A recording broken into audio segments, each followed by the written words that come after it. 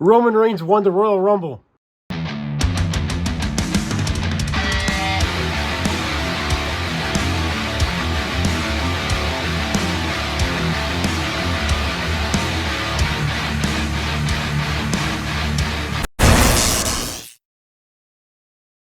What's up, WWE TV, the setup review of the WWE Royal Rumble of 2026.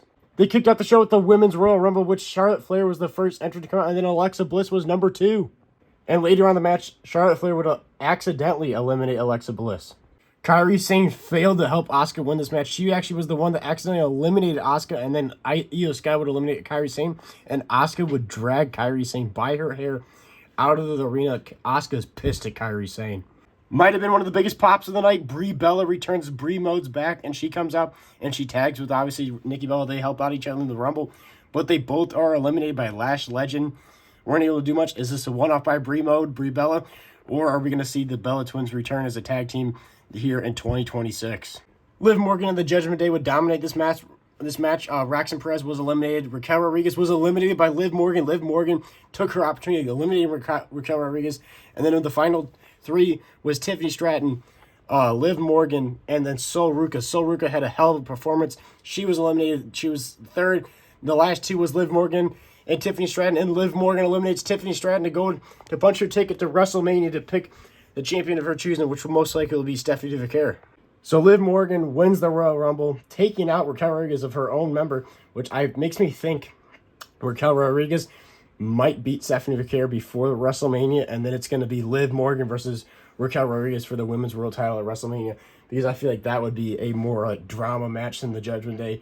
It'd be more interesting. Stephanie Vaquer versus Liv Morgan for the World Title would be awesome, but I feel like Raquel's going to beat Stephanie, and then we're going to get Raquel versus Liv Morgan at WrestleMania 42 for the Women's World Championship. Then we had Gunther versus AJ Styles. AJ Styles had to put his career on the line against Gunther in this match. And AJ Styles had some awesome gear, similar to his gear from when he debuted in 2016 in the Royal Rumble. The blue and black was awesome. Gunther coming out looking menacing. Gunther dominated most of this match, but AJ Styles started coming back and everything. And then we had an exact repeat of the Goldberg and the John Cena match. Actually, the exact same camera angle and everything as the John Cena match. AJ Styles does not tap like John Cena because he's not a bitch like John Cena. He passes out. He would not give up. He did not give up like John Cena. AJ Styles passes out. Obviously, John Cena tapped out because he knew it was his time. But AJ Styles passes out. Gunther retires AJ Styles for his WWE career. Gunther quickly leaves. AJ Styles wakes up. The ref wakes him up, and he realizes his career is over. And he has a very sad moment with the crowd. You could tell it was really bothering him. He starts taking his gloves off, but he starts putting on the ring, and then he puts them back on, which was very odd. He does the phenomenal hand thing to the ring, to everybody around the ring multiple times, every single side. Goes to leave, gets back in the ring, and gets on the top rope and starts celebrating. AJ Styles had a pretty awesome send-off, walks to the stage and leaves. The crowd's going crazy for AJ Styles. I think his career is over for WWE. I do not think AJ Styles' wrestling career is over, and that is why he teased taking the wrestling gloves off from the boots, but he did not put it back on. I believe we'll be seeing AJ Styles in TNA or AEW at some point this year. I just do not see AJ Styles' wrestling career being over. His WWE career is probably over, but his wrestling career is not over. I do not see it ending like this. Then, thankfully, Drew McIntyre absolutely dominated Sami Zayn. Nobody wanted to see Sami Zayn win the WWE Championship. He dominated him the whole match, like every single Sami Zayn match, and then Sami Zayn had his typical Sammy Hogan comeback. He went for the hula kick, but he got eaten by a Claymore right to the head, and then Drew McIntyre hit him with another Claymore for good measures. 1, 2, 3. Drew McIntyre defeats Sami Zayn, absolutely dominating him in this match. Drew McIntyre retains the Undisputed WWE Championship. There wasn't much special in this match. Sami Zayn, every single Sami Zayn match is like the same. It's boring as hell. But at least Drew McIntyre retained the WWE Championship and will be walking in, at least to the Elimination Chamber. I'm not sure. But for sure be walking the Elimination Chamber and potentially walking to WrestleMania as their undisputed WWE Champion. Then it was time for the men's Royal Rumble match, the main event. Oba Femi was number 1 in the match. Number 1 entrance, making his main roster debut, and absolutely dominates in this match. But number 2 is Braun Breaker. So it looked like it was going to be Braun Breaker versus Oba Femi. And then out of nowhere, Braun Breaker was attacked by a masked man that looked just like Seth Rollins. Exact same build. His face, you almost could see the beard and everything. It's Seth Rollins. He's just not medically cleared yet to wrestle. He takes out Braun Breaker We all know it's Seth. You're not tricking us. He's probably going to reveal it on Monday or something. Takes out Braun Breaker, hits him with a stomp, and then throws him in the ring. And Obafemi quickly eliminates Braun Breaker, throws him right back out of the ring. So Obafemi eliminates Braun Breaker. So Braun Breaker had like no opportunity in this match at all in the Royal Rumble because he was screwed by the masked man of Seth Rollins. We know it's you, Seth. Then we had Powerhouse Will Hobbs make his debut, or now as Royce Keys. On the screen, it pops up Powerhouse Hobbs, and then Michael Cole says, once known as Powerhouse Hobbs is now Royce Keys because the name changes on the Titantron to Royce Keys, so I guess it's no longer Powerhouse Will Hobbs from AEW. It is Royce Keys, so he is obviously Powerhouse Hobbs was with Taz, Brian Cage, and Ricky Starks in AEW. He dominated quite a bit. Then he was with the Ops with Samoa Joe. But now he is a WWE Superstar, debuts in the Royal Rumble and does a decent job dominating a little bit in the match and then gets eliminated. We had a moment between the new El Gran Americano of Ludwig Kaiser, which he's done a fantastic job as it. But the original El Gran Americano, so that means Chad Gable's returned. Chad Gable is back, looking great. Has a moment with El Gran Americano. They tried ripping each other's mask off. They tried revealing who's who. But Chad Gable was almost eliminated by holding onto the ropes, and it was almost ripped off by El Gran Americano number 2. But then Chad Gable's El Gran Americano eliminates Ludwig's, and then El Gran Americano by Chad Gable gets eliminated pretty quick after that.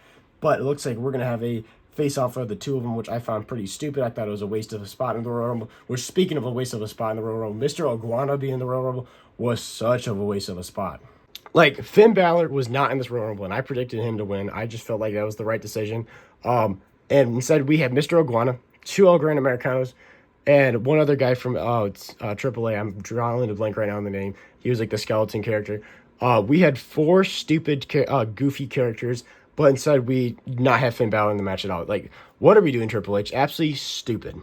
Another stupid thing, LA Knight returns. He was taken out by a division. He eliminates everybody in the division.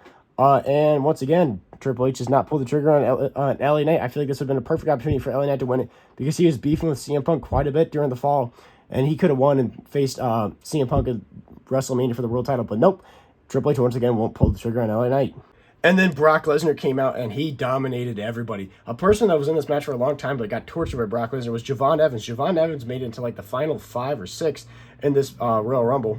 And then we had an awesome moment between Obafemi and Brock Lesnar. Brock Lesnar pretty much beat up Obafemi. Obafemi did not get much offense on Brock Lesnar. Brock Lesnar eliminated Obafemi because I feel like that's setting up the a match at WrestleMania between Brock Lesnar and Obafemi. I just feel like that's going to happen. But then LA Knight and Cody Rhodes teamed up to eliminate Brock Lesnar, which was quite surprising.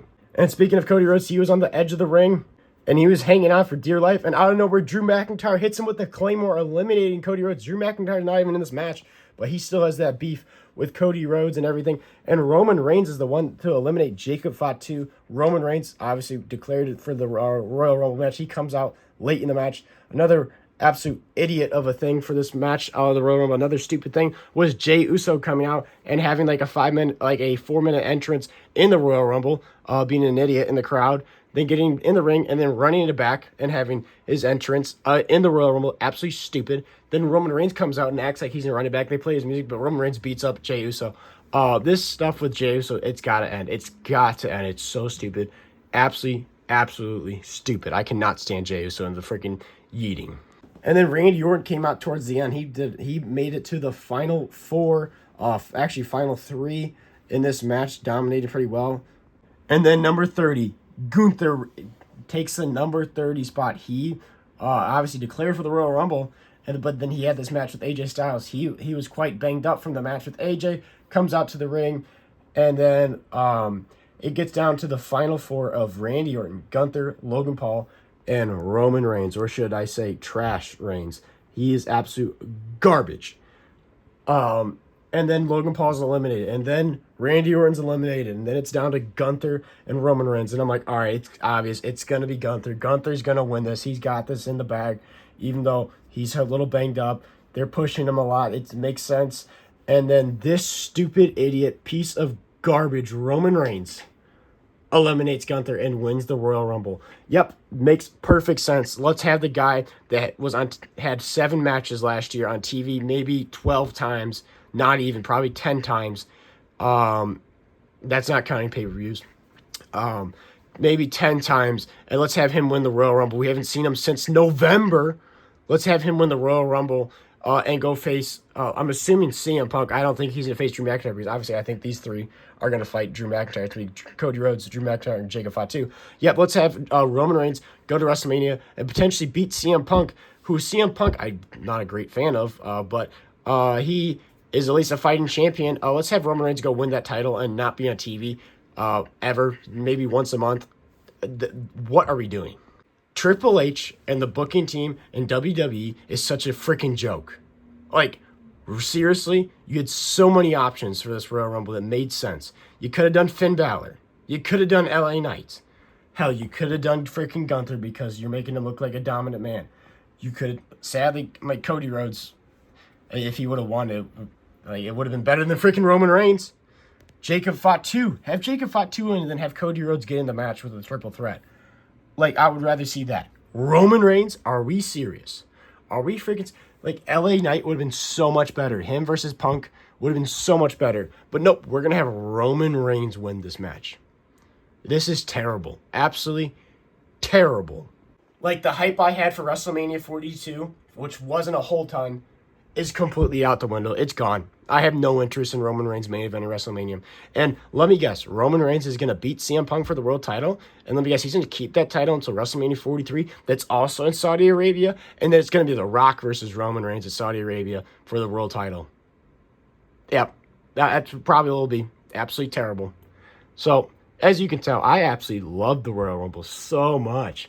No, I didn't. Literally the best part of the whole show was the Women's Royal Rumble. And that was ass. Until like the last 10 minutes of it. Liv Morgan winning was awesome. Like Liv Morgan winning. Gunther versus AJ was a good match, but it was literally a copycat of John Cena's retirement. I really hope AJ Styles goes to AEW or TNA so he can have a proper send-off, proper retirement. Good for Powerhouse Will Hobbs going to WWE, going straight to the main roster. Good for him. And I had zero interest in Sami Zayn versus Drew McIntyre. I love that Drew McIntyre retained, but I had absolutely zero interest in this match. So if I'm ranking this Royal Rumble out of a 10, I'm giving a solid 2.5 out of 10. This show was absolutely garbage. Garbage. The Royal Rumble was mid. Best part was Obafemi dominating, but they should not have had Matt Cardona come out and get squashed by him. You just had him return. This Royal Rumble was so bad. Like last year's was bad. This was worse. This was absolutely worse. Like, at least last year, Cody Rhodes and Kevin Owens had a banger of a match. The Royal Rumble itself was stacked and good, but sucks Jey Uso won. But, yeah, this Royal Rumble was terrible. The men's Royal Rumble really wasn't that great. Women's Royal Rumble was terrible until the last 10 minutes. The crowd was dead. The match itself was boring. And then nobody wanted to see Sami Zayn versus Drew McIntyre. Like, and that match was the same match that we see every week when Sami Zayn wrestles. This Royal Rumble was so trash. And I was so hyped for this Royal Rumble. Like, there was so much potential. Like, I've been so excited if LA Knight or Finn Balor or Jacob Fatu won this match. But no, they have Roman Reigns win it. Absolutely terrible. Trash. Trash. Trash. Trash. And if you're a Roman Reigns fan, I don't care. He's trash. Absolutely trash. Thank you guys for watching this video. I know the last, 2-3 minutes of this video was an absolute rant, but thank you guys for watching. This is JRB Live. Thank you guys for watching once again. I'm trying to say thank you because I know it's probably annoying. I'm just ranting, but this show was terrible, absolutely terrible. But go check out my Instagram, which is all lowercase JRB Live. Highly appreciate that. Also go check out my TikTok, which is lowercase JRW_live. Highly appreciate that as well. Make sure to like and subscribe to this YouTube channel because we don't always rant like this. This is a rare occasion, but when you have Roman Reigns win for no reason, you get the best of me. If you go back and watch my WrestleMania 39 review, you'll know what I'm talking about. I lost my goddamn mind in that video. But overall, thank you guys for watching. Make sure to like and subscribe because we post every single day on this YouTube channel of good wrestling figure content. And I'll see you guys in the next one. Please, Tony Khan, lock in and hire AJ Styles.